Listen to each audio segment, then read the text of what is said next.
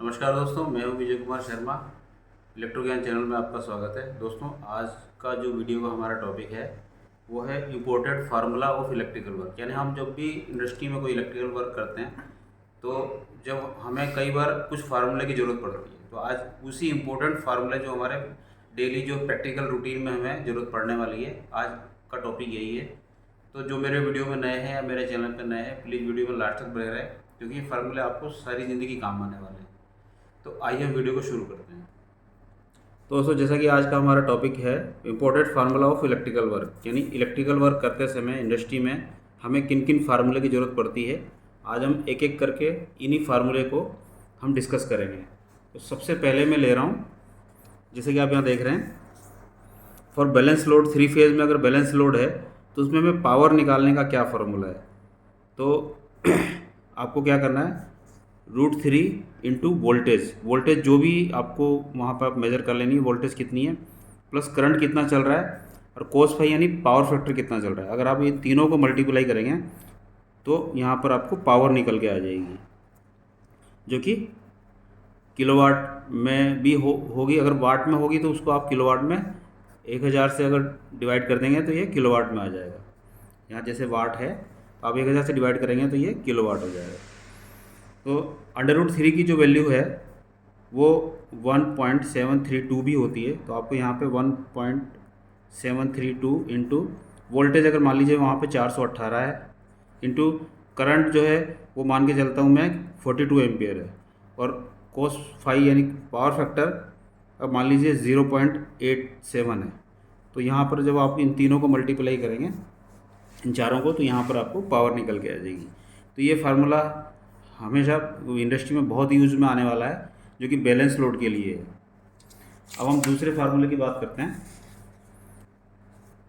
अगर मान लीजिए लोड आपका सिंगल फेज में है तो उस पर पावर निकालने का ये फार्मूला है, पावर बराबर voltage into current into cos phi यानी पावर फैक्टर। तो यहाँ पर आपको वाट में पावर निकल के आ जाएगी, उसको आप किलोवाट में भी इसी तरह से आसानी से कन्वर्ट कर सकते हैं। तो ये सिंगल फेज के लिए फार्मूला है।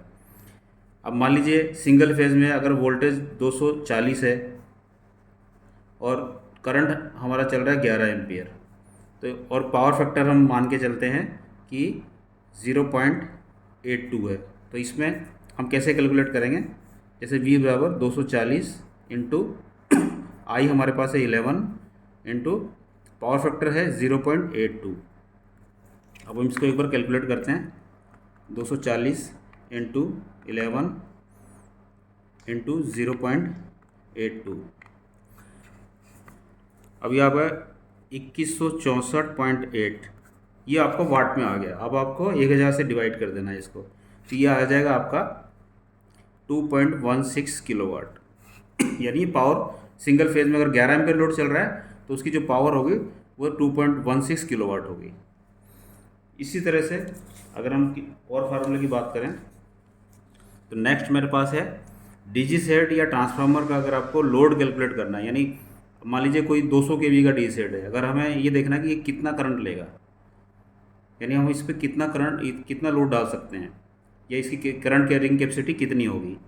तो अब 200 केवीए के लिए मान लीजिए 200 केवीए डीसी सेट है। अब केवीए 200 है तो 200 इंटू 1000 अपन √3 की वैल्यू मैंने यहाँ बताई है आपको 1.732 इंटू वोल्टेज, अल्टरनेटर की वोल्टेज ज़्यादातर 415 वोल्ट होती है। अब आप इसको कैलकुलेट कर सकते हैं, तो 200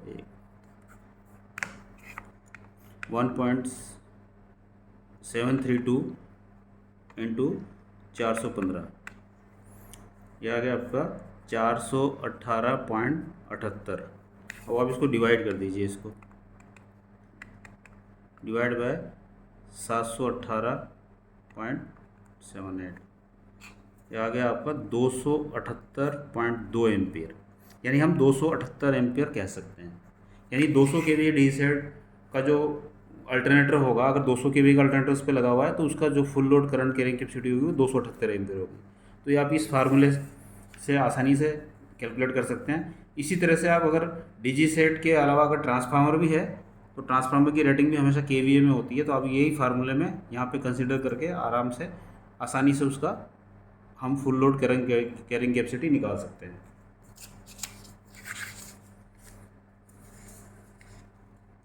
अगला जो हमारा टॉपिक रहेगा मोटर लोड कैलकुलेट करना, यानी मोटर का लोड उसका अगर किलोवाट दिया हुआ है तो उसको हम एचपी में कैसे कन्वर्ट करें।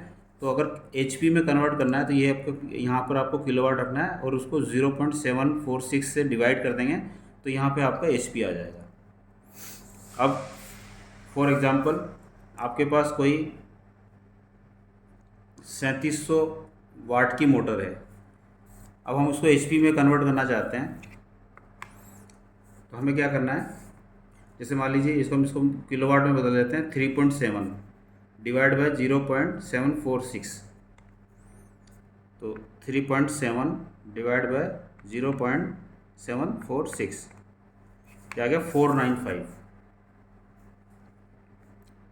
4.95, यानी कि वो मोटर हम 5 एचपी की कह सकते हैं। यानी 3.7 किलोवाट की अगर कोई मोटर है तो वो उसका जो एचपी होगा वो 5 एचपी होगा। तो हम इस फार्मूले की सहायता से हमने निकाला। ऐसे ही अगर आपके पास एचपी है तो एक डायरेक्ट फार्मूला मैं बता रहा हूँ आपको, इनटू आप 1.4 कर देंगे तो इसका एम्पियर में निकल जाएगा। अब जैसे यहाँ पे 5 एचपी आया तो 5 इंटू 1.4, तो अगर हम करें 5 इंटू 1.4 तो ये आ गया आपका 7 एम्पियर। लेकिन ये आरपीएम के हिसाब से इसके करंट ऊपर नीचे होता है। ये हमारा जो आरपीएम रहेगा, अगर 1500 आरपीएम की मोटर है तो ये फार्मूला काम करेगा वहाँ पर।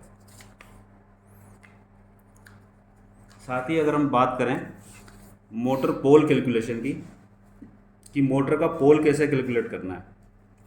अब इसमें दो चीज़ें हैं। कई बार मोटर के नेम प्लेट पे उसका पोल लिखा होता है, जैसे या तो पोल लिखा होगा जैसे 2 पोल या 4 पोल या 6 पोल, या डायरेक्ट आरपीएम लिखे होंगे। आरपीएम मान लीजिए 1498 है या 2830 है। अब हमें इसके पोल निकालने हैं तो कैसे निकालेंगे। अब मैं एग्जांपल लेता हूँ। मान लीजिए आपके पास आरपीएम दिए हुए हैं, हमें पोल कैलकुलेट करना है तो फार्मूला रहेगा 120 एफ। इसमें जो एफ है वो है फ्रिक्वेंसी, यानी इसको हम हर्ट्स भी कहते हैं। एफ बराबर फ्रिक्वेंसी है। तो हम क्या करेंगे, मान लीजिए 1498 आरपीएम की मोटर है, उसके पोल निकालने हैं तो आप क्या करेंगे 120 इंटू इंडिया में जो फ्रिक्वेंसी रहती है वो 50 है तो 50 कर देंगे और आरपीएम को यहाँ रखेंगे। उसके बाद हम कैलकुलेट कर लेते हैं। तो 120 इंटू 50 ये आ गया हमारा 6000। उसको डिवाइड कर देंगे हम 1498 से, डिवाइड बाय 1498, यानी कि हमारी जो मोटर है वो 4 पोल की है। इसी तरह से अगर आपके पोल दिए हुए हैं आरपीएम निकालने हैं तो आप इसकी जगह यहाँ पे पोल रख देंगे तो आपके यहाँ पर सीधे डायरेक्ट आपके आरपीएम आ जाएंगे। तो ये कुछ फार्मूले हैं।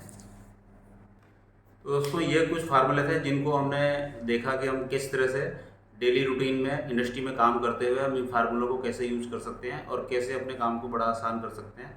तो उम्मीद करता हूँ आपको वीडियो अच्छा लगा होगा। अगर आपको वीडियो पसंद आया तो प्लीज़ इसे लाइक कीजिए, शेयर कीजिए, मेरे चैनल को सब्सक्राइब कीजिए। मिलते हैं ऐसे ही किसी इन्फॉर्मेटिव वीडियो में, तब तक के लिए नमस्कार।